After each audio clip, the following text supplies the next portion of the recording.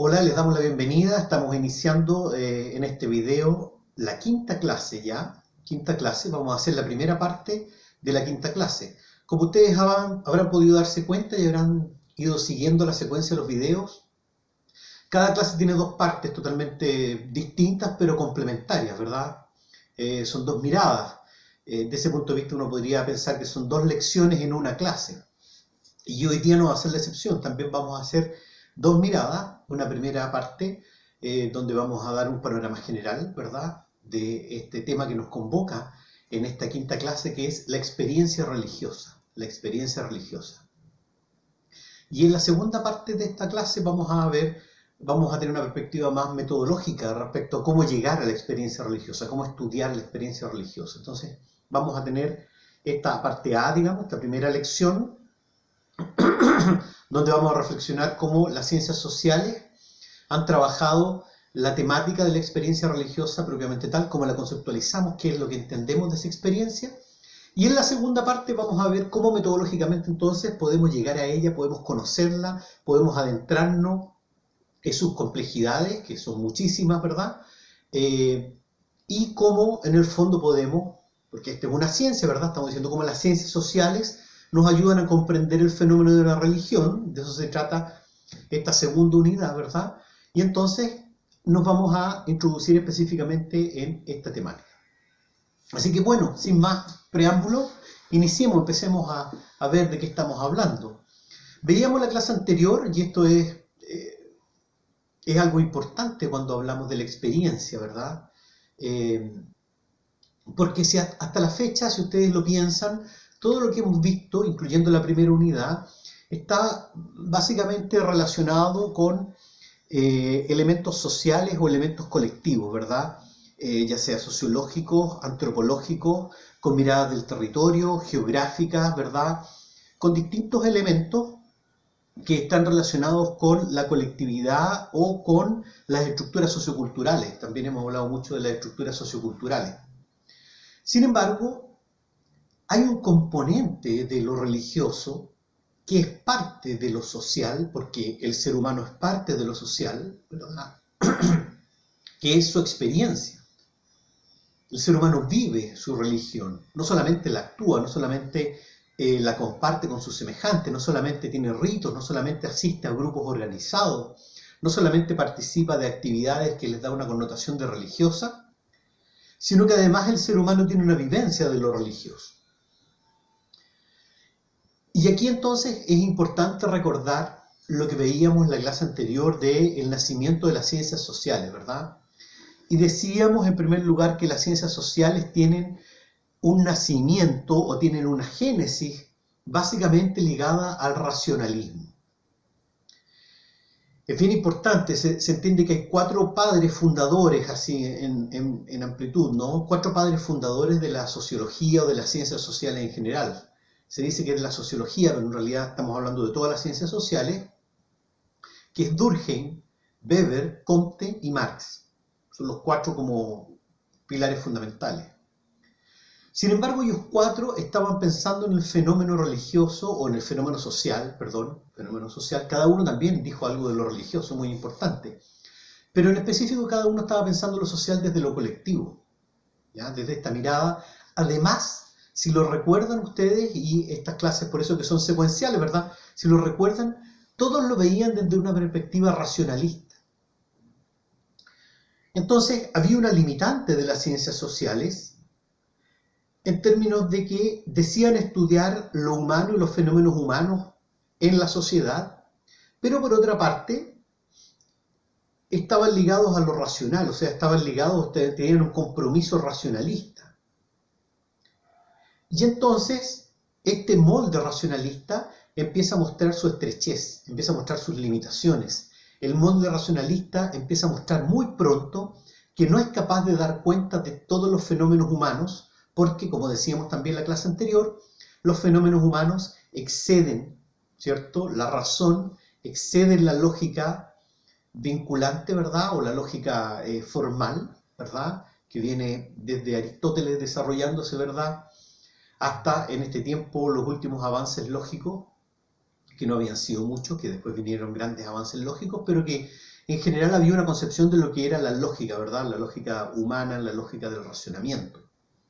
Y entonces las ciencias sociales empiezan a ver que, bueno, este fenómeno de estudio, ¿cierto? Lo estamos mirando con estos lentes que son el racionalismo, y entonces estos lentes, que son los lentes racionalistas, no logran comprender la totalidad, la complejidad y la universalidad de ese fenómeno en estudio, que es el fenómeno propiamente humano.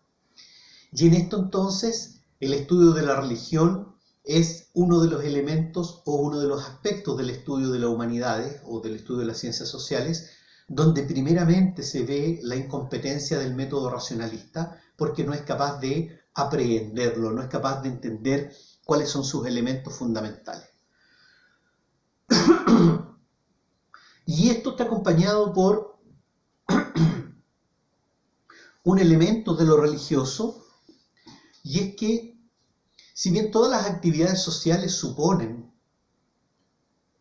un componente de interioridad, un componente de subjetividad, cuando analizamos el fenómeno religioso, este componente de interioridad, este componente de subjetividad, que es intrínseco, fíjense, es intrínseco a todo componente o a todo comportamiento o todo fenómeno sociocultural religioso, entonces la religión como fenómeno que además es permanente, que se había dado en todas las sociedades, ya lo decíamos antes, ¿cierto? Que estaba ahí, que se hacía presente, que habían pronósticos de se extinguía y volvía a aparecer, ¿cierto? Que habían esfuerzos, por ejemplo, Comte, ¿se acuerdan que lo veíamos? Habían esfuerzos explícitos por hacer desaparecer lo religioso, sin embargo lo religioso surgía, y lo religioso entonces tiene este componente de interioridad que la ciencia lo va a comprender como lo subjetivo, ¿verdad? Entonces ahí ya vamos a estar en esta polaridad, lo objetivo versus lo subjetivo, ¿verdad? Lo objetivo, lo que está arrojado afuera, ¿verdad? La red extensa que habla de Descartes, ¿verdad? Lo que está afuera, lo que podemos ver, lo que podemos constatar, lo que está ahí para nosotros. Sin embargo, hay otro componente y que hoy sabemos que es el componente que explica gran cantidad de los comportamientos humanos en general, que es el componente de la subjetividad, de la interioridad, diríamos, así, en una expresión más acabada, ¿no? O más religiosa propiamente tal. La interioridad es aquello que vivimos cada uno de nosotros, ese mundo interno que existe al interior de cada uno de nosotros, que muchas veces incluso puede ser mucho más grande que el mundo que vivimos hacia afuera. El mundo que vivimos hacia adentro encuentra solamente los límites de la imaginación, de la intuición, de la memoria. En cambio, el mundo que vivimos hacia afuera tiene límites concretos, tiene límites físicos, tiene límites espaciales, tiene límites temporales. El mundo hacia adentro es un mundo inmenso, el mundo en el que vivimos, el mundo de la conciencia, el mundo de la voluntad.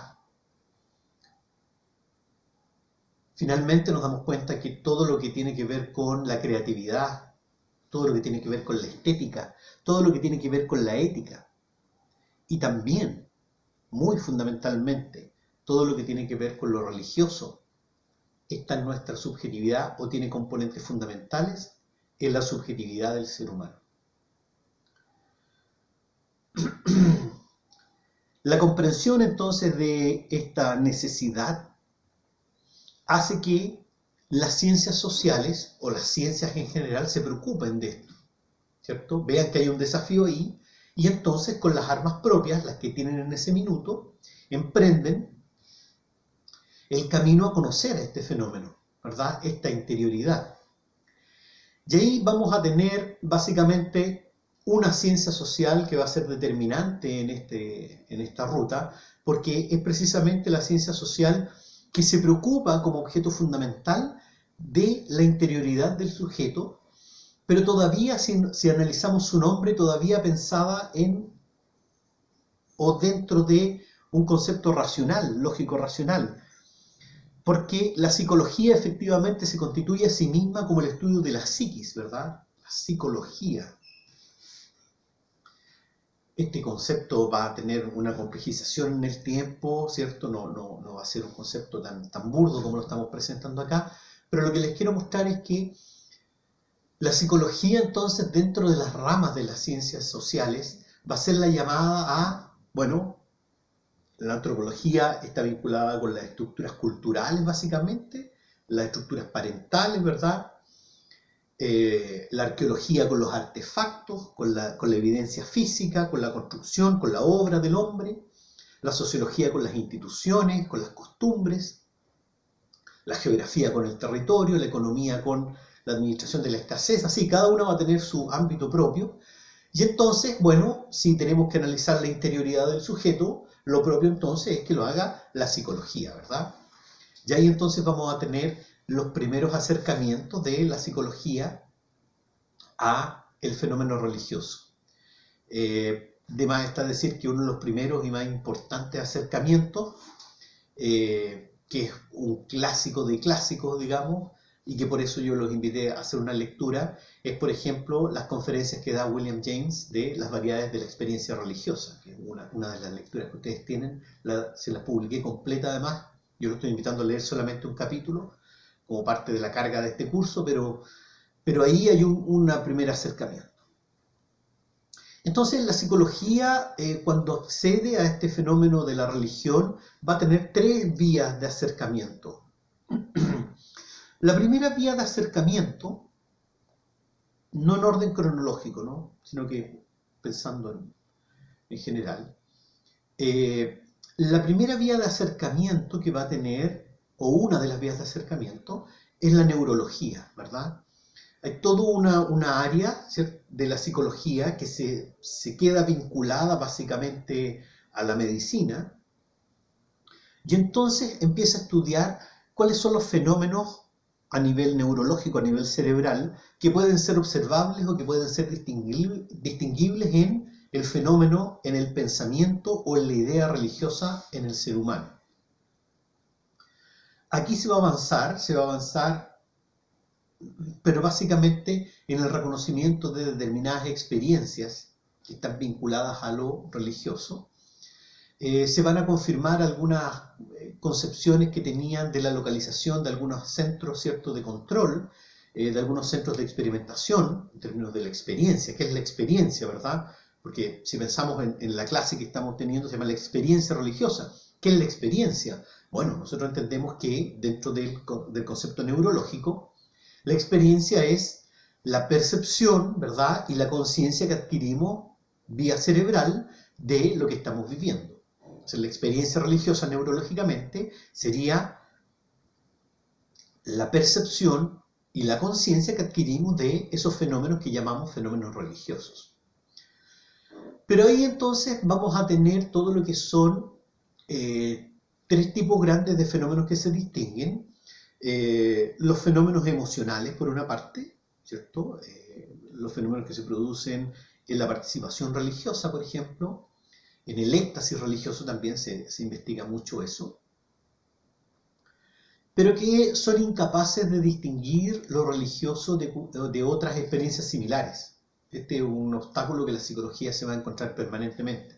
O sea, el fenómeno de éxtasis que se pueda producir, en muchos casos, ustedes lo van a leer en William James, por ejemplo, en muchos casos va a ser un fenómeno muy cercano a lo que se puede encontrar, por ejemplo, en el uso de algunos alucinógenos, o incluso en algunas experiencias seculares, como algunas experiencias en participaciones políticas, que pueden ser en mítines políticos de algunos fanatismos, ¿cierto?, o de algunas ideologías muy fuertes, o en otros fenómenos colectivos, por ejemplo, de trance o de lo que la psicología llama las histerias colectivas, ¿verdad?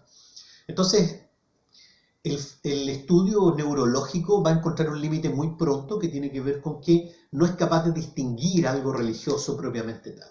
No es capaz de diferenciar, no es capaz de entender si es que hay fenómenos a nivel de nuestro cerebro que podríamos calificar como religiosos propiamente tal, sino que permanecen en la nebulosa de entender que lo religioso es un tipo de estímulo como otros que provoca determinadas reacciones neurológicas en los seres humanos. Otro estudio, otra vía de acercamiento que tiene la psicología, y que esto viene de la psicología conductual o del conductismo propiamente tal, es la conducta, el estudio de la conducta, ¿verdad? esta es una línea psicológica que dice, bueno, no podemos conocer lo que hay dentro de la mente del sujeto, por lo tanto lo que podemos conocer es la conducta del sujeto. Y a través del estudio de esa conducta podemos inferir entonces lo que podría estar pasando en la mente de este sujeto. ¿Qué es lo que ocurre con el estudio de la conducta? En el caso del estudio de la experiencia religiosa, se hace a la postre el estudio de la experiencia religiosa como conducta, se hace indistinguible de los estudios antropológicos y sociológicos de la religión.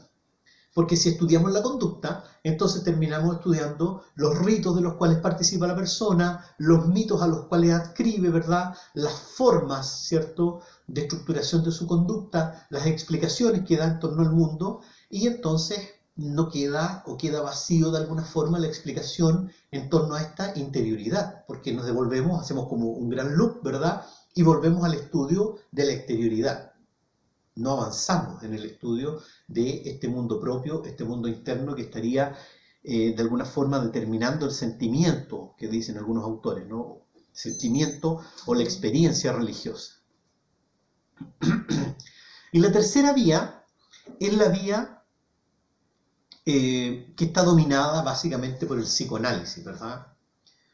Que es este gran intento de explicación del mundo interno, ¿verdad? El psicoanálisis lo que hace es aventurarse, y lo estoy diciendo con toda intencionalidad, aventurarse a dar una explicación de lo que ocurre en la mente del sujeto, aventurarse a hipotetizar determinadas estructuras que funcionan al interior de la mente y que explicarían el comportamiento del sujeto. Ahí tenemos todas las estructuras, ¿verdad?, del inconsciente, del subconsciente, del superyo y otras estructuras. Y que, claro, hoy en día eso es bastante cuestionado.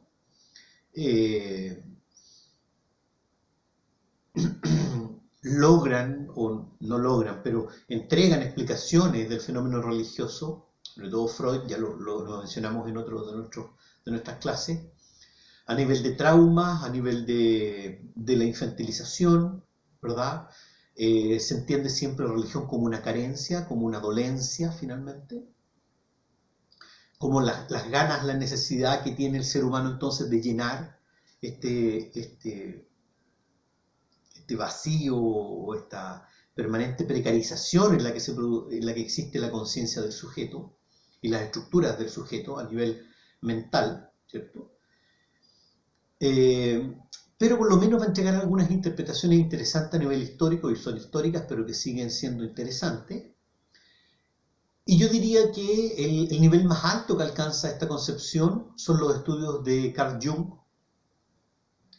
porque Carl Jung entonces excede los límites mentales y él entiende y hace una explicación que es una mezcla finalmente de estos elementos, de estas estructuras mentales, y cómo estas estructuras mentales entonces se relacionan con la estructura sociocultural. Yo creo que ese es el aporte fundamental de Jung, ¿verdad? Jung logra establecer como el acoplamiento estructural entre las estructuras mentales internas del sujeto y las estructuras socioculturales que existen fuera del sujeto. Eso es muy interesante. Y esa forma o ese mecanismo, esa interfase que realiza ese vínculo, va a ser, y aquí este es el aporte fundamental de Jung, el mundo simbólico. ¿Ya? El mundo simbólico, lo vamos a ver en la próxima clase, la clase número 6. El mundo simbólico entonces es el mundo donde el ser humano es capaz de vincular su interioridad o su mundo interno con los elementos externos que existen, ¿cierto?, en la objetividad, ¿ya? Incluyendo las estructuras socioculturales, las ideas, las creencias, los saberes, los ritos, las tradiciones, todo lo que existe más allá de sí mismo y que tiene una existencia independiente de sí. Entonces, este mundo simbólico logra, ¿cierto?, hacer esa interfaz, logra esta intercomunicación, y hay algunas herramientas o algunas estructuras básicas que plantea Jung, que no viene al caso explayarse, ¿verdad? Pero ahí está todo el tema de los arquetipos, ¿cierto?, todo lo que son estas grandes formaciones o estas concentraciones de sentido que representan al símbolo. Lo vamos a ver, como digo, la próxima clase en detalle. Sin embargo, si ustedes lo piensan, ninguno de estos tres acercamientos, el neurológico, el conductual o el psicologicista, vamos a decirlo así, logran dar cuenta o logran responder una pregunta que debiera ser fundamental, y es: ¿qué constituye lo propiamente religioso en la experiencia humana? O dicho de otra forma, ¿qué es lo que caracteriza la experiencia religiosa en el hombre? ¿Qué es lo propio de la experiencia religiosa en el hombre?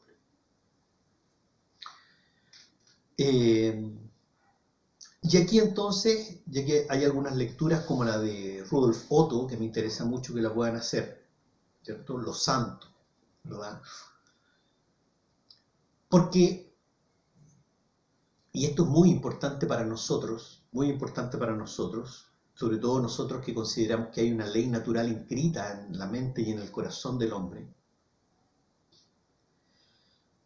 Las propias ciencias humanas se empiezan a dar cuenta que para comprender realmente el fenómeno de la experiencia humana con la religión, ¿cierto? La experiencia religiosa propiamente tal, necesariamente esa experiencia debe ser comprendida como una relación del hombre con lo divino, una relación del hombre con un más allá, una relación del hombre con una potencia externa, una relación del hombre con un otro elemento que tiene el carácter de lo divino, ¿verdad? El carácter de la divinidad. No estamos hablando necesariamente en las ciencias humanas de lo divino como Dios, ¿verdad? Nosotros sabemos que hay religiones, por ejemplo el budismo, que no tienen una deidad propiamente tal, sino que lo divino, lo veíamos en la clase anterior, ¿verdad? Lo luminoso, lo sagrado, lo santo, ¿se acuerdan que veíamos eso? El misterio, lo trascendente. La experiencia religiosa es para el hombre la relación que establece desde su interioridad, desde lo más profundo de sí mismo, desde su conciencia, desde su volición, desde todo lo que es internamente, desde todo ese mundo subjetivo, ¿cierto? Que partíamos diciendo, este mundo rico, este mundo inmenso. Lo religioso es esa relación que el hombre establece desde ese mundo interno con lo divino, dicho así en general. Y que esa relación con ese elemento que es, y por eso me interesa mucho que hagan la lectura de Otto, los santos, que es por sí mismo y por definición un elemento irracional. Y cuando estamos diciendo irracional, estamos diciendo más allá de la razonabilidad, más allá de lo que la razón puede comprender, y por lo tanto, más allá de lo que la ciencia puede entender, demostrar y comprender. Esto es muy importante, noto, ¿verdad? El elemento divino, el elemento que Otto va a llamar lo luminoso, está más allá de las posibilidades científicas. Está más allá, excede lo científico, excede el mundo que puede ser conocido desde el punto de vista lógico-racional. Eso es lo luminoso, eso es lo místico, eso es lo divino. Y esa relación entonces, y aquí vamos a poner un concepto que yo sé que es un concepto muy discutido en términos de la teología y de la religión, sobre todo nosotros, ¿cierto? Muchos de nuestra iglesia todavía se declaran cesacionistas, ¿verdad? Pero vamos a utilizarlo, si ustedes leen las variedades de la experiencia religiosa, espero que comprendan en qué sentido lo estamos utilizando. Este tipo de relación entonces es la relación mística, ¿ya? O sea, la relación de esta interioridad con esta divinidad, esa relación es la relación mística. Y esa relación entonces genera en nosotros un despertar o una iluminación intelectual, porque evidentemente nosotros comprendemos como dentro de nuestra fe nosotros entendemos que nosotros llegamos a la fe no porque hayamos entendido algo, ¿verdad? Al revés, no es el entendimiento el que nos lleva a la fe. No somos tomistas en ese sentido, ¿verdad? No creemos que la razón sea un camino a la fe, que es lo que plantea Santo Tomás. No, creemos que la fe, el establecimiento de esa relación con lo divino, ilumina nuestra mente para entender. Siempre entendimos lo que decía el Evangelio, siempre pudimos leerlo y entenderlo racionalmente, digo. Pero hasta que nuestros ojos no son abiertos, como dice la Escritura, no lo comprendemos espiritualmente. Entonces no es el intelecto el que nos lleva, el intelecto es iluminado por la fe. No son las emociones las que nos llevan a esa relación. Nuestras emociones son iluminadas también por esa relación, son inundadas por esa relación, ¿verdad? La emoción de la alegría, la emoción de la paz, son inundadas por esa relación. No es la emoción un camino a la fe. No es la volición un camino a la fe. Aquí vamos a tener la gran diferencia desde el punto de vista de los estudios de la experiencia religiosa entre los estudios reformados de la experiencia religiosa y los estudios arminianos de la experiencia religiosa. Ustedes van viendo para dónde vamos. Claro, nosotros, ¿cierto?, como reformados, creemos que la volición no es un camino a la fe, y ese es el problema fundamental del arminiano, porque para el arminiano la volición es un camino a la fe, y no solamente un camino, sino que el camino imprescindible a la fe. Y lo que nosotros como reformados decimos es que la volición, al igual que la emoción, al igual que el intelecto, se ve iluminado por la fe.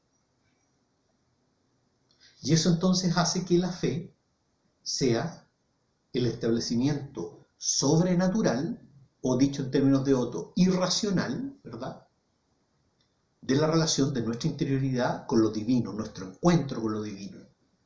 La fe nos abre este espacio de lo divino, que siempre estuvo ahí, que estaba, pero que no lo comprendíamos, que no lo veíamos, que no lo sentíamos, que no lo experimentábamos. La fe abre las puertas a la experiencia, a una experiencia que antes no conocíamos, que es la experiencia de la religión, la experiencia del encuentro con lo divino. Y eso va a ser una distinción fundamental de nuestra idea reformada de la fe. Pero que va a ser entonces una constante en las distintas experiencias religiosas a lo largo de la historia, en las distintas confesiones religiosas, las distintas tradiciones religiosas, en que hay una relación mística con la divinidad, hay una relación distinta con la divinidad que excede lo racional, excede los componentes objetivos, ¿verdad?, de la vida del hombre. Y a eso nos referimos con lo místico. De tal forma que esto místico, y ahí ustedes lo pueden encontrar en las variedades de la experiencia religiosa, va a tener 4 características fundamentales, 4 características claves. Lo primero, y esto nos va a unir directamente con la clase número 6, esta experiencia que llamamos mística, que es la experiencia religiosa propiamente tal, esta experiencia de encuentro con la divinidad es inefable. No tiene cómo expresarse, ¿verdad? Intentamos expresarla, intentamos mostrarla, ¿cierto? Esto va a ser muy importante, noto, se muestra, ¿verdad? Va a ser muy importante para la próxima clase. La experiencia religiosa se muestra, pero no es expresable por sí misma.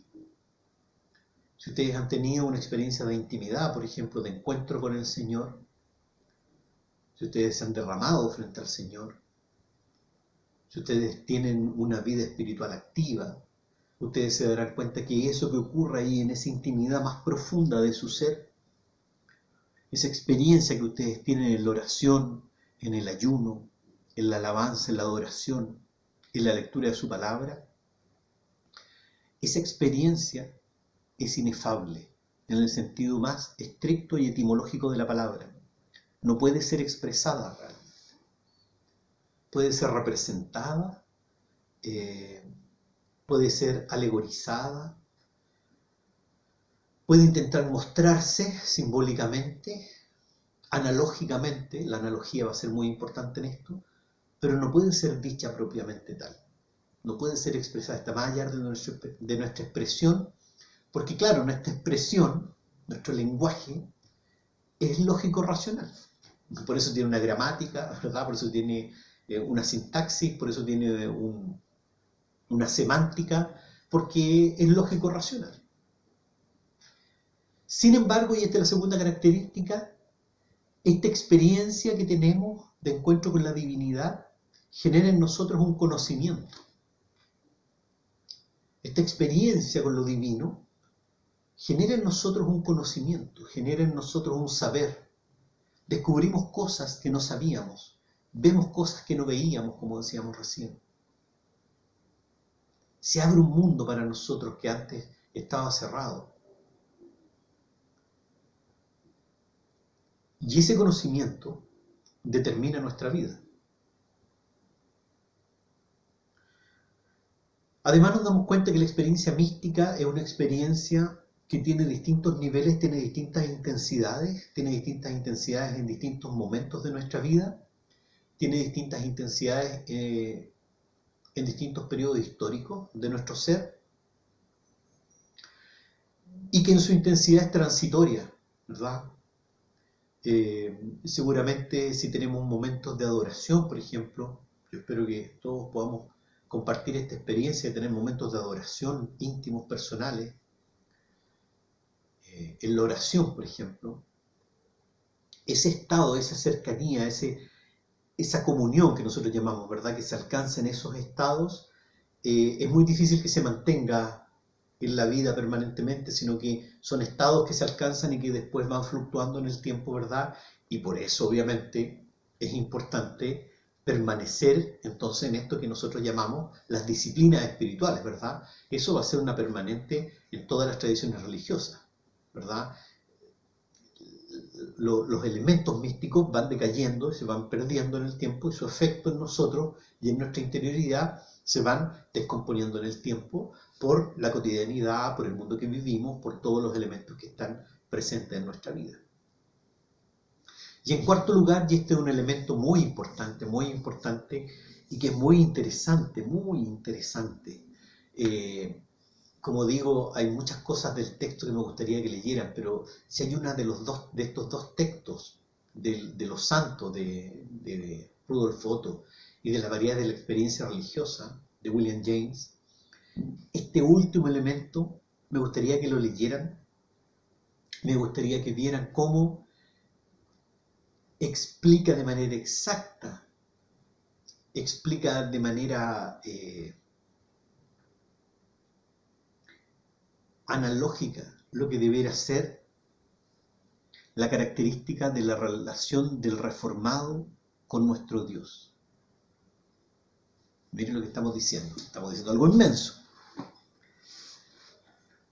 Cuando William James caracteriza la experiencia religiosa en estos elementos, estamos diciendo que es inefable, ¿verdad?, que genera conocimiento, que es transitoria. Él da un cuarto elemento que caracteriza la experiencia mística, la experiencia con la divinidad, con lo otro, con lo trascendente, y es la pasividad. Nosotros no somos el elemento activo de esa relación. Nosotros somos objeto de esa relación. Y eso es maravilloso pensarlo desde el punto de vista reformado, ¿no? Y Rudolf Otto, si ustedes leen el texto, se va a meter, se va a zambullir, va a llegar incluso, si ustedes leen el texto de Otto, a reflexionar en torno a la idea de la predestinación. Fíjense. En la relación mística somos objeto de la relación. Es lo divino que llega a nosotros. Es lo divino que desciende al hombre. Es lo divino que nos atrapa. Es lo divino que nos inunda. No somos nosotros. Es eso que está más allá, es ese mundo que está más allá, que existe, que sabemos que existe. Ese mundo viene a inundarnos. Eso se da en toda experiencia mística. La pasividad, la sensación de criatura que dice otro, ¿verdad? La sensación de estar siendo objeto de esta relación. La experiencia religiosa es esto.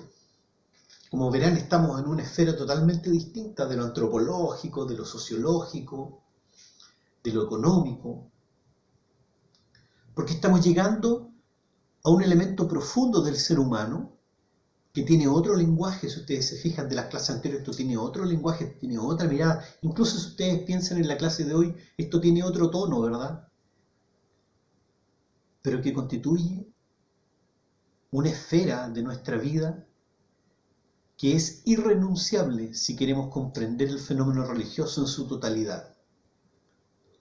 La intimidad, la subjetividad, la interioridad van a ser elementos intrínsecos desde siempre, desde toda función religiosa, desde toda idea religiosa, desde toda práctica religiosa, pero sobre todo para nosotros dentro del Evangelio en el cual creemos, estos elementos van a ser intrínsecos de toda experiencia del hombre en su relación con lo divino.